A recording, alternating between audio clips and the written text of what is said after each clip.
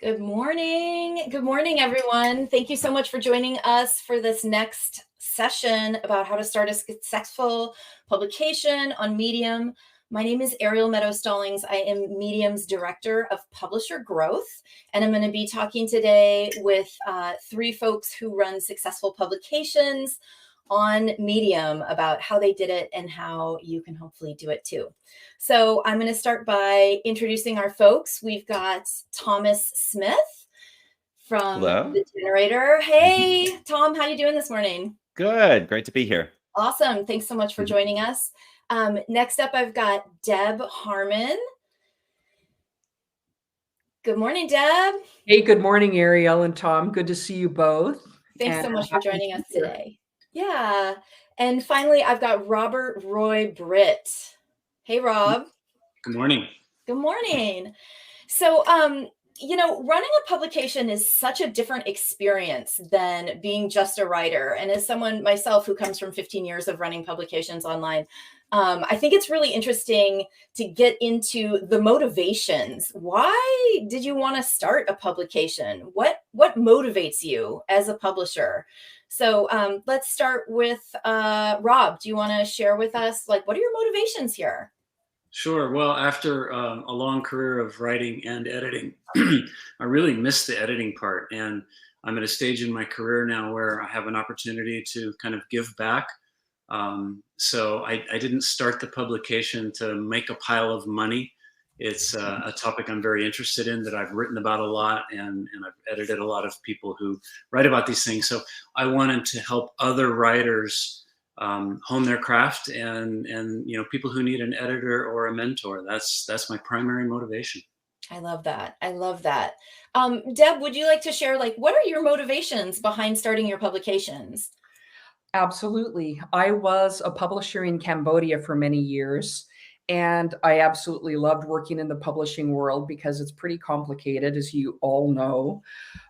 I started writing again on Medium really intensely about a year ago, actually about a year and a half ago. And initially I was invited to edit for another publication, but I decided, hey, if I'm going to be spending 6 to 8 hours a day working on my own craft, working on writing and editing others' work, I think I'd like to start my own pub. Mm-hmm. So I'm just really excited to get a chance to work with so many writers, but also I have a team of 11 different editors I work with as well, and I absolutely love that. It's wonderful. I love hearing, the thread I'm hearing is this sense of collaboration and amplification, that's really an important part of what publishers bring to the table when they're starting a pub. Tom, I'd love to hear a bit about your motivations as well when you started your publication. Sure. Yeah. So I run The Generator. It's a publication about generative AI. And a big part of the motivation was just that the field moves so quickly. I felt like it needed to be covered, but there was no way I was going to be able to keep up with everything going on in that space. So part of the motivation for starting the publication was bringing in these subject matter experts, people from, everyone from screenwriters who are affected by strikes to, engineers at some of the big tech companies to, individual writers who are journalists that can unpack this stuff from sort of an outsider's perspective. And yeah, that was really the main motivation, was just to bring multiple perspectives together on an issue. So it wasn't just me writing about the little corner of this exploding, new industry that I happen to know about. It's this broader set of people, and people outside the tech world too. Yeah. I love this theme that everyone's got of, as writers, we have one motivation of wanting to share our perspectives, wanting to get our stories out there. As editors and publishers, it seems like really there's this desire to bring together many voices, to amplify a lot of different perspectives. And it seems like often a little bit of a desire also to build community through publications is something that I hear a lot about. So I would love to know, there are many platforms out there. Why did you choose Medium as your platform to launch your publications? So maybe, Deb, let's start with you this time. Why Medium for your pubs? I really love Medium because I find the interface so easy to work with. And there's something really great about developing the title, the subtitle, get the kicker up there, find that good horizontal photo. I just found the interface incredibly useful. When I was hiking the Camino de Santiago in Spain, actually 3 times, I was experimenting around and trying to use Blogspot. When I finally switched over to Medium, I thought, man, this is the way to go. It's just Yeah. very, very user friendly. And in fact, even in terms of editing other people's work, it's friendly. I have a lot of friends who have asked me over the last year, how come we don't see you on Insta and Facebook anymore? Mm. I'd rather hear real stories from real people. I'd like to read about AI, about health, about different narratives and humor. I like reading all of those different stories, and Medium's just got it all. So Yeah. I just love the platform. Yeah, yeah. The humanity of the platform is really nice, and it slows us down from that social media dopamine. It's not quick. It's Yeah. going to be 3 minutes or more. And I think it's really important too, you have to establish what kind of things you want to read. You have to learn how to monitor yourself so that you don't go down the wrong rabbit holes, because you can always find them out there. On Medium, I think they do a really good job of making sure that we're not looking at a lot of junk. I know that a Yeah. lot gets edited out. So Yeah. I like the way the platform is patrolled, and Yeah. also that it's so friendly to diverse users. Yeah, yeah, yeah. Amen to that. Rob, I'd love to hear from you. Why Medium for your publication? Why Wise Well on Medium? Well, partly the built-in audience. You don't have to go out and find one. It's there waiting to be cultivated. Also, the built-in pool of writers. I have hired a lot of writers over the years, and freelance and staff, and it's quite a process. So to go find writers for a publication outside of a platform like this is a Herculean effort. Yeah. Also, just in having launched websites on the Wild West of the World Wide Web, the technical issues are colossal. The security challenges that you face are beyond my ability. So now you're relying on someone else for all that, or you're hiring people, or your site is down. I've fought that many times. I never have my publication not be online on Medium. I don't have to worry about the technical issues. And so it's just ease of use for a publisher. Yeah, yeah. I love that. Tom, what about you? Why Medium? Well, I'm an entrepreneur, so I'll give more of a businessy answer to that. I think, on Medium, you have an audience that's paying for a particular type of content. And I run publications on a lot of different platforms outside of Medium too. So I see what the audience is like there. There's definitely a place for that, advertising driven type of writing. But I think on Medium, people are looking for those deeper stories, or looking for deeper analysis that honestly just isn't compensated well elsewhere. And so one of the things that's great about being a publication editor is, you can take that audience that's paying to have this great type of content, and then find people who are able to write that kind of content and bring them together. And it works out beautifully for everybody. If you can help writers craft the kind of story that works for the audience, they can make a lot of money in some cases doing that, more than they would as a freelancer. They have more control over the writing than they would. They can build their own audience on the platform. And you serve the audience because they're paying their monthly fee and they're getting content that's really great. So that's one of the things I love about Medium, is that when you can make that connection work between the writer and the audience, everybody comes out, doing really well. And that's not always the case on a lot of other platforms. Yeah, yeah. I love this common thread that you all brought together of kind of the ease of use and the access to, this huge platform of writers who are waiting, you know what I mean? Who are hungry. Like this is folks who've come to Medium looking for a platform, and publications can provide writers with that extra platform within Medium. It's really, it's a really powerful tool for both the writers and the publishers to have access to each other in this way. So I think a big question that everyone has when they think about starting a publication is building the audience, right? Like if you build it, will they come, right? Like that's our theory, is let's just start it and put it out there, and maybe people will just show up, but maybe they won't. So I'd love to hear from each of you how you built your publication's audience. What was involved in that process? Tom, do you want to start with that one? We'll go kind of in a reverse order here. Sure, yeah. So I think a big part of it is defining who you want your audience to be before you launch the publication. So people think, oh, just kind of spin up a Medium publication. Probably takes 10 minutes for the actual launch, if you know how to do it. And they don't think about why, and they don't think about who they're trying to reach. So I know for the generator, I spent about a month really like laying out in a 2 or 3 page document just for myself, who we're serving, what kind of writing we're going to have, what we're not going to have, which is, I think, even more important. And really just defining, this is who we want to reach. And when I launched the publication, I made that really clear in the post launching it, who we're targeting, who we want to have as writers, who we want to have as readers.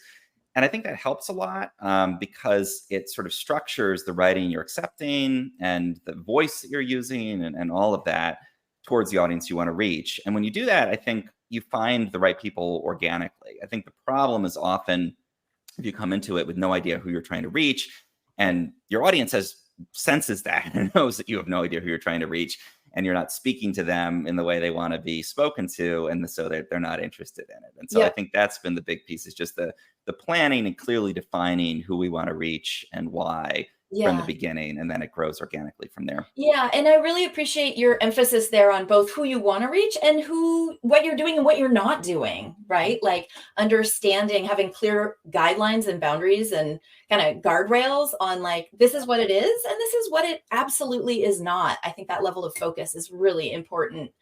Deb, what about you? How did you build I know you have multiple publications on Medium. So how did you build those audiences? And was there a difference in how the methods you use to build different audiences for different publications? Really great question. And Tom, I enjoyed listening to what you had to say. Submissions guidelines are absolutely crucial. And yes, you do want to spell out very clearly what you want and what you don't want. I'll focus on the narrative arc, but I'll mention just briefly, I do have about half a dozen publications online.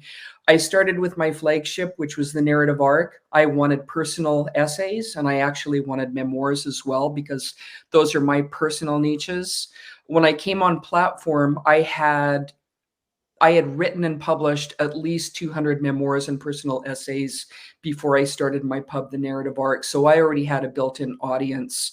And I also found that if I interacted strongly with other writers who I really loved, I could easily bring them on board with me. So in starting my pub, The Narrative Arc, I pulled in about 10 editors nearly immediately who had superior writing on platform, because number one, I wanted to work with them.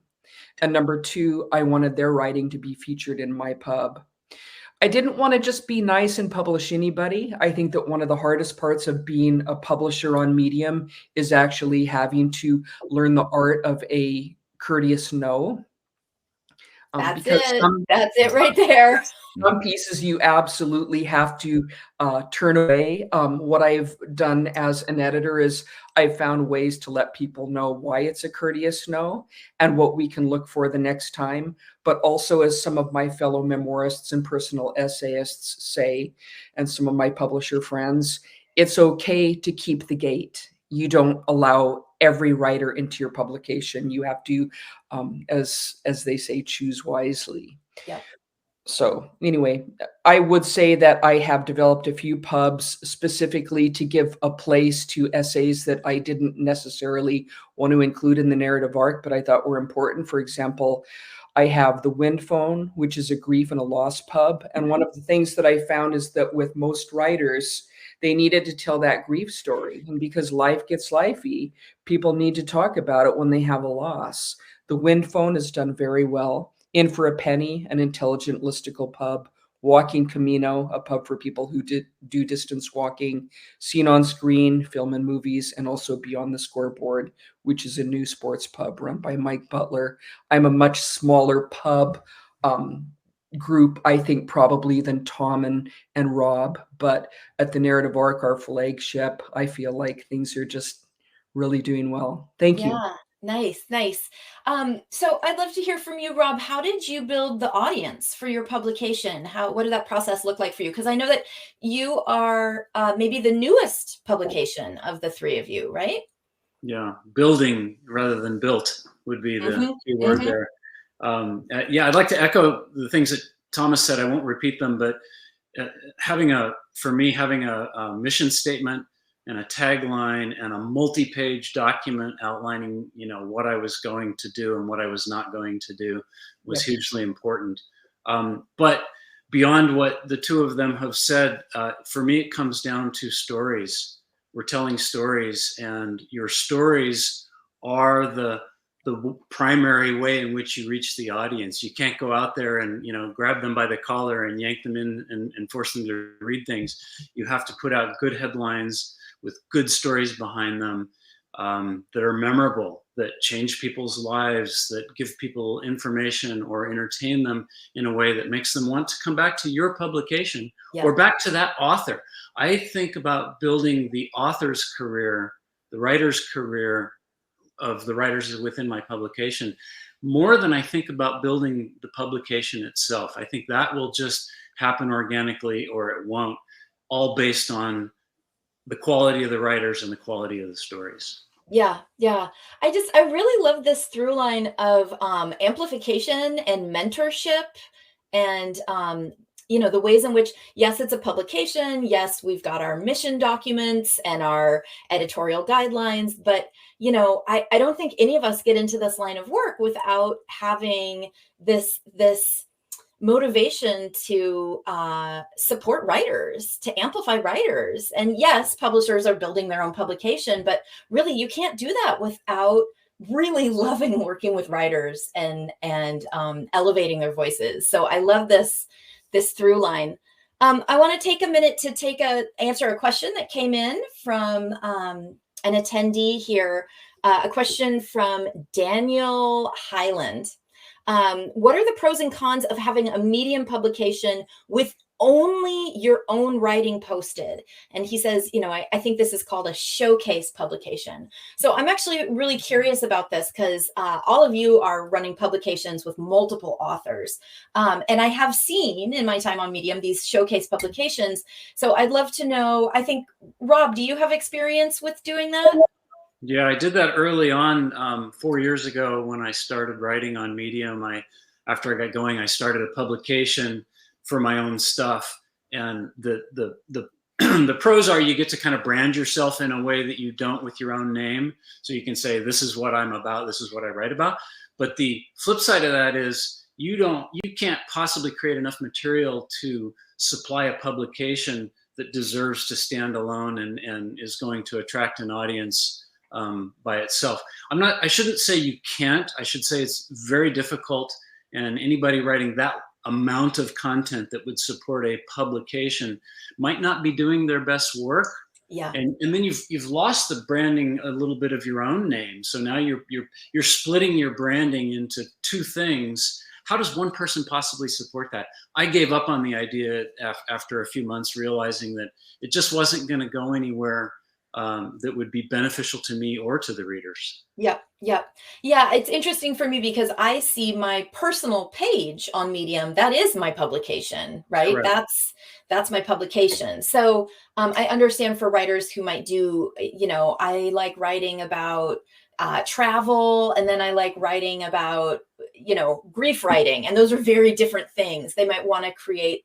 It's almost like using a category of your writing. And I think it can be successful. I just think you really need to think it through and sort of plan the long term. What's going to happen 3 months from now, a year from now? Am I going to be able to sustain this? And is it truly going to attract readers that I can attract just by being me? Yes. I think that's a really great point. And especially when we talk about the updated Medium quality guidelines that Terry just posted this week, and the changes to the Medium Partner Program, there's really a platform-wide shift from being a prolific writer, right? Just cranking it out. Can you sustain your own publication? Just keep cranking it out. And this shift towards less writing, higher quality writing, writing where the author's experience and expertise really comes through. And, whether a showcase publication supports that level of work and is sustainable is a great point. So I want to move on to my next question for you guys, which is, we've talked a lot about working with writers. I'd love to know super quick, we don't have to get deep into it. Just each of you, how much editing do you do with your writers? How hands-on and in the trenches with them are you versus, oh, someone submitted a draft. It looks pretty good. Sure, I'll publish that. Tom, do you want to talk to that? How much work do you do with your writers? Sure. Yeah. I mean, so one of the goals with the generator was to not be like the tech publication about generative AI, and really not to pin down, okay, we're only going to publish stories on this facet of generative AI, because it covers so many different different kind of topics, different kinds of people. So for the generator, the goal is really to leave it fairly open. And so I don't worry too much about, is somebody's grammar perfect? Are they using the right headings? Are their images beautiful? It's not a publication that's designed to be perfect. It's designed to bring in as many voices as possible. And so I err on the side of, if the ideas in the draft are great, publish it, even if, probably it could use some work on the grammar and editing and all of that. And I think that's important, because I don't want people to be scared off by the feeling that they need to get their draft and their writing to be perfect in order to share their ideas. And that would be very different, if we were publishing short stories and we were that kind of publication, I would do a lot more editing, and it would be a lot more about the craft. In this case, it's really about opening up the ideas around generative AI to as broad a set of writers as possible, so that if it's that engineer who happens to have some insider, really valuable tech information they want to share, and maybe they're not the best writer in the world, I don't want them to feel scared off. On the other hand, we have some writers that are just incredible writers, and maybe they didn't even know anything about generative AI coming into it, and they're just such good journalists and writers that they can delve in and do the research in a way that no one else can.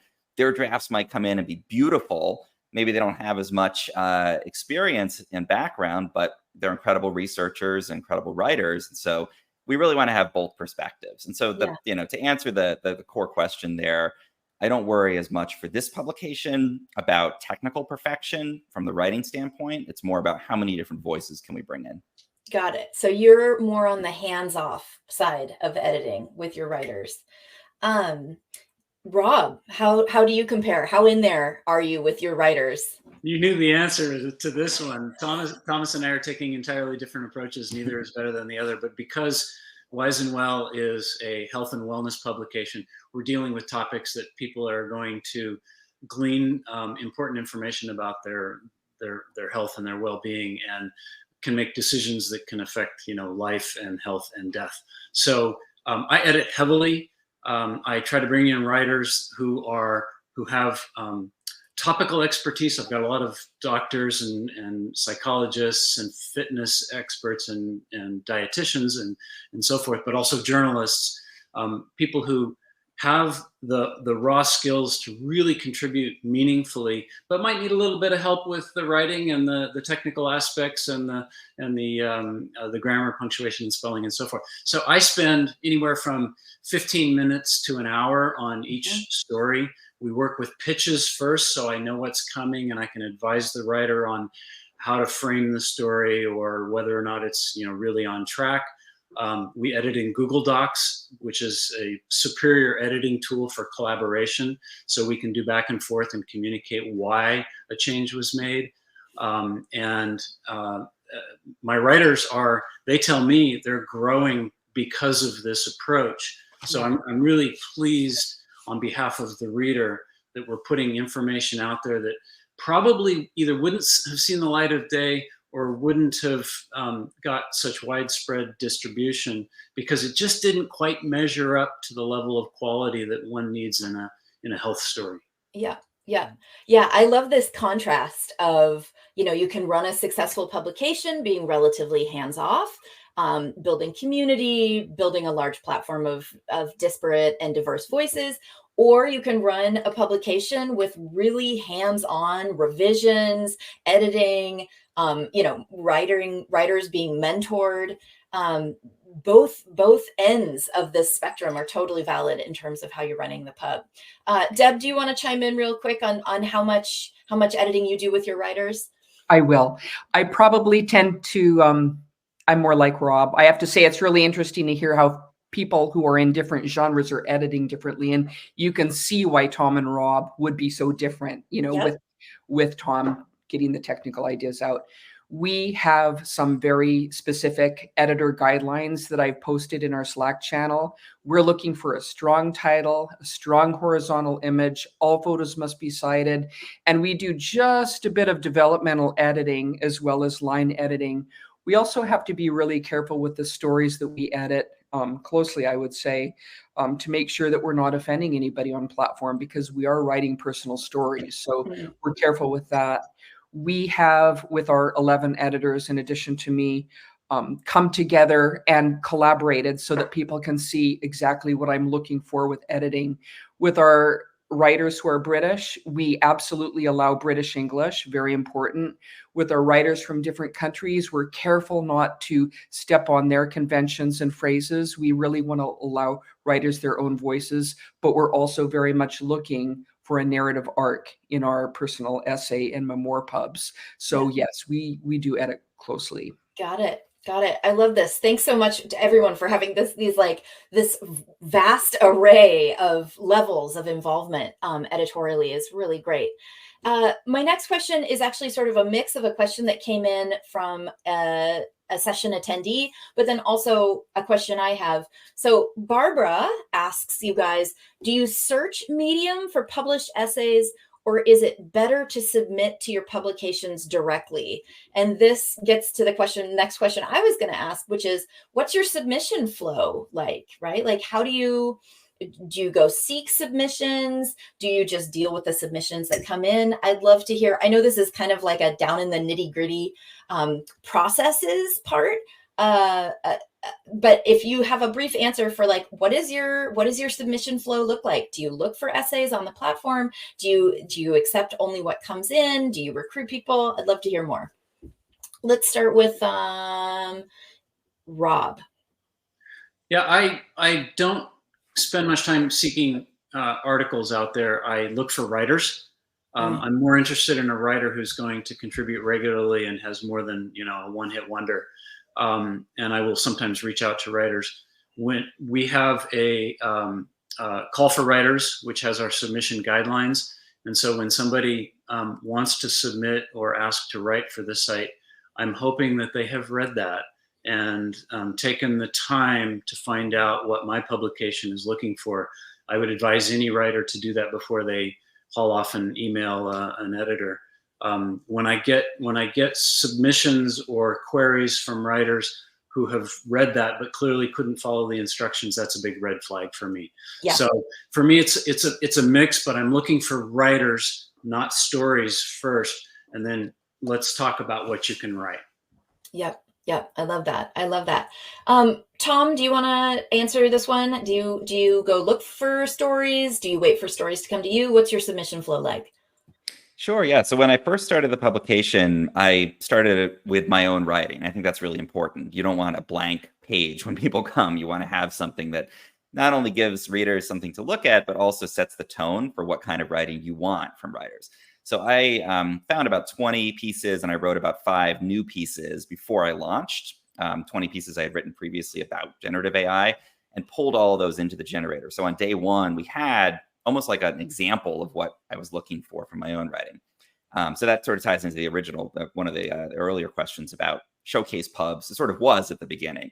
Then in the first month, I started reaching out to writers that I found on the platform and saying, this is great. Do you want to submit it to the generator if it was on their own personal publication, not on another publication? I'm not trying to poach writing from other people who are running pubs. Or if I liked something that was in the startup or in another publication on Medium, I would send a private message to the writer and say, hey, do you want to write for the generator? And I would proactively add them as a writer to the publication. So to take away that roadblock, like if you want to submit, you don't have to email me or anything. I like your writing. I've added you as a writer. Why not submit a draft? That got the ball rolling. I'd say it took about 3 weeks of just me writing before we started to get submissions from other writers.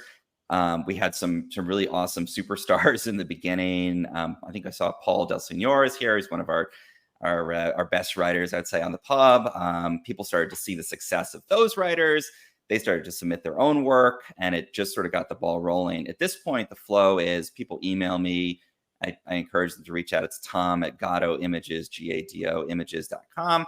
Tell me what you want to write. I'll add you as a writer. People submit drafts, and I go through every few days and look through them all, approve and publish stuff that is a fit, make edits, write back to people if it's not a fit. And at this point, it's a self-sustaining thing. People see the writing. They know to reach out to me because it says that on the about page for the publication. And I'd say at this point, I'm getting about 5 to 10 new writer requests per week.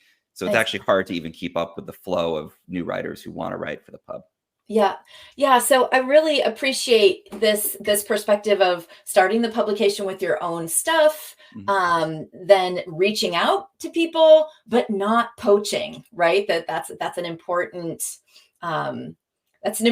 series of steps, including being respectful, right? Like this is a human platform and we're all trying to treat each other like humans over here. So I really appreciate that. And thank you for speaking to the ways in which a showcase publication can be the first step towards building another publication with more writers involved.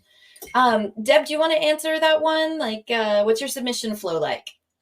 We are getting some different quantities of essays in our different pubs, but the narrative arc is our flagship. So I'll just speak to that. We put up 6 to 8 essays per day at this point, and we really like to keep it at 6 to 8 essays per day because we don't like to get overloaded.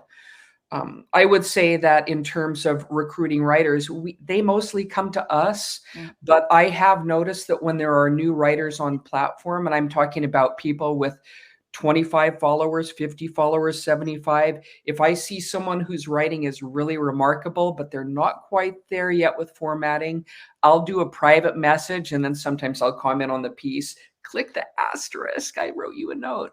And I'll say, hey, come write with us at the Narrative Arc. We've got a little how-to pub set up so that people can learn how to do their formatting. Again, as Tom and Rob said, don't poach. But if somebody has an essay out there flying without a pub, I'm happy to teach them how to submit to a pub. We generally don't like to publish already published, self-published essays. We want to see drafts come in so that we can work with them a bit first. So, yeah. Great. I want to take a moment to answer a question myself that's come in from Michelle saying, do you think it's going to be harder to start or build a publication now with the Boost program, which I'm the person who manages the current Boost nomination program, which all 3 of these publishers participate in. So Michelle wants to know, it takes a while to get boost power, if ever. Will people avoid a publication without boosts? So first, I want to say that the Boost nomination program is growing. It's currently at about 60 people. I'm bringing it up to 100 people by the end of September. If you would like to get on the wait list, I'm going to say a URL here. It is bit.ly boost waitlist. That'll take you to the forum where you can express interest in joining the program. This is all to say the program's going to be growing, and it's currently open only to publication editors. That's the wait list that I'm working for or working through. So I think this question about, is it going to be harder to start or build a publication with the Boost program is no. In fact, if anything, part of what the Boost program is being built to do is to incentivize becoming a publisher. We all know about the Medium Partner program that incentivizes writers. The Boost nomination pilot is eventually going to be built into the Medium Partner program as a way to incentivize publishers. So, the answer is get on in there, or at least get on the wait list so that I can start getting you on in there. The wait list is currently over 600 people. It's going to take a while, but that's my big focus. And so, yes, start a pub. Eventually you may have boosting power, and that's exciting. So thanks for asking that question, Michelle. Okay. I think the next question I want to ask, and this is a question for each of you, and maybe we'll each share one twice. My question is, what are your 2 biggest tips for folks starting a new publication? So I'm going to say each of us share one, and then I'll go back through and we'll share another. So let's start with Rob with what's one of your big tips for someone who wants to start a publication on Medium? Have a lot of time on your hands. This is to do it well is not easy, and it takes time, it takes effort, it takes passion. You've really got to put in the work. Yeah, I really love that perspective that we started the session talking about motivations, and passion really has to be one of the big motivators when you're running a publication. I know that for writers, we want exposure. We have just the sheer value of expressing ourselves on the platform. For publishers, you really have to come with a passion for, editing, amplifying, community building, working with writers. It has to be a real passion. So I love that tip. Tom, do you want to share what's your first tip for someone who's thinking of starting a publication on Medium? I think having a plan for how you're going to promote the work of the authors who are submitting it, because I think you kind of owe it to authors to have a path where if they're going to choose to submit a story to your publication, especially since most publications aren't paying people up front, you have to have some path where they can expect to have some compensation, and that can be in the form of monetary compensation. It can also be finding an audience. I think for a lot of people that's even more important. And so have a plan for how you're going to help them do that. And I think in the early days, that could be promoting through your own channels, social media. It could be, proactively sharing that on Medium. The Boost program is a huge part of that. In this case, for the generator, that we can say to people, if your story's great and it's a fit, we'll nominate it for a boost, and that can be a huge benefit. Once a publication's established and you have an audience, you're sort of giving people access to that audience. But in the beginning, I really think if you're going to ask people to submit a story, you have to have a plan for how you're going to help them make it successful. Yeah, I love that. Really focusing on, yes, you have your motivations as a publisher, but really understanding that part of that work is going to be understanding the motivations of the writers and figuring out how you can be of value to them. Because that's a really great point. Deb, what's your first big tip for starting a new publication on Medium? My first big tip is find something that you're absolutely passionate about and start that pub. So for example, if you're somebody that's really passionate about personal stories and memoirs, don't be afraid, jump in with both feet. And also part of it is you have to really love your writers. You have to support them. I generally will edit myself 1 or 2 essays per day, and I read almost everything that comes into our pubs, and we do have a lot of submissions. So I take care as I'm editing, not just to say, hey, can we kind of change this word, or you're repeating the personal pronoun I a bit here, but also, wow, this is a beautiful phrase. And I love the way that you're concluding this essay. Love what you do and network. Comment on your writer's work. Go outside the pub, find other pubs, admire their work, let them know that they're doing a great job. Don't be myopic, don't put on blinders, try to see what everybody on the platform is doing and have an appreciation for everybody, even if they're competing with what you're doing. Appreciate everybody's work. Yeah. I love the humanity that y'all are bringing here, right? Passion, collaboration, connection, communication. It's all so much a part of what there's just like a certain mindset that publishers have that's slightly different than the mindset of a writer. And I think you guys are all speaking to that in ways that I really appreciate.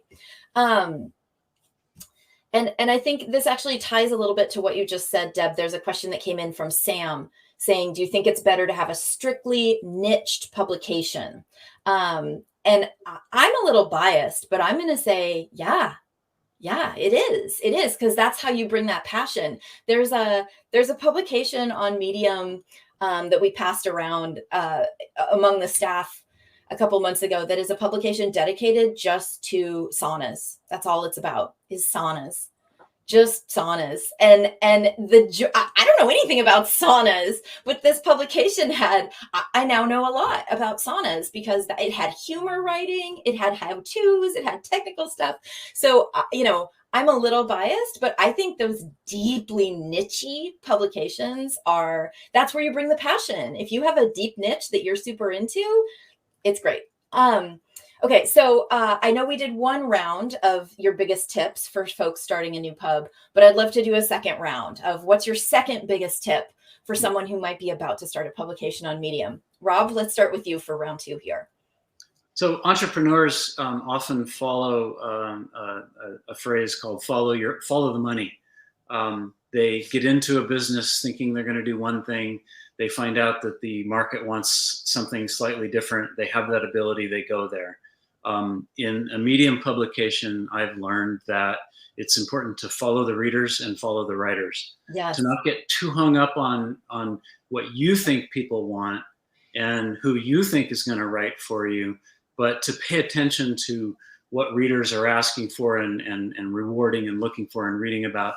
And then the writers that come to you that are making your publication better. I thought I was going to be working mostly with journalists and people who wanted to grow into journalism. Turns out most of my writers are doctors and other professionals and fitness experts and so forth. I knew I expected to have some people like that, but I didn't expect that to become the predominant type of writer on the site. I have embraced that. I've reworked how I approach some things to cultivate more people like that who have all this expertise, but they don't quite have the ideal approach to their writing to reach a lay audience, a mass audience. So it's been very rewarding to let them guide me in exactly what the publication should be, how it should approach. Yeah. I'm hearing this mix of like, you got to have your mission, your statement, know what you're doing, and then balancing that with the flexibility of here's what's working, here's what the market wants. I think that's a really important point to come with focus, but then also flexibility. Tom, what's your second big tip for folks starting a new publication on Medium? I think it's important to choose a niche, but also to explore that niche fully. So, for example, the generator, it's generative AI, but we're not a techie publication. It's not code. There's some code in there, but there's art, there's photography, there's people who hate AI, there's people who love it, there's teachers who are talking about, why it's a good thing or a bad thing. Again, there's professional journalists who are talking about the news in the space. I think you have to choose a niche, but then within it, you have to find and build that set of writers. And I saw a comment there actually from Paul, I think, about community. And I think once you've chosen a niche and you find people who are passionate about every facet of that niche, you do create a community within your readers and also within your writers where people have shared interests. They care about it a lot. And if you're covering that niche fully, you get a really incredible organic conversation going. I think that's really important. Yeah, I love that. Deb, we're down to only 2 minutes left. So do you want to just take a minute to tell us your last tip for folks wanting to start a publication on Medium?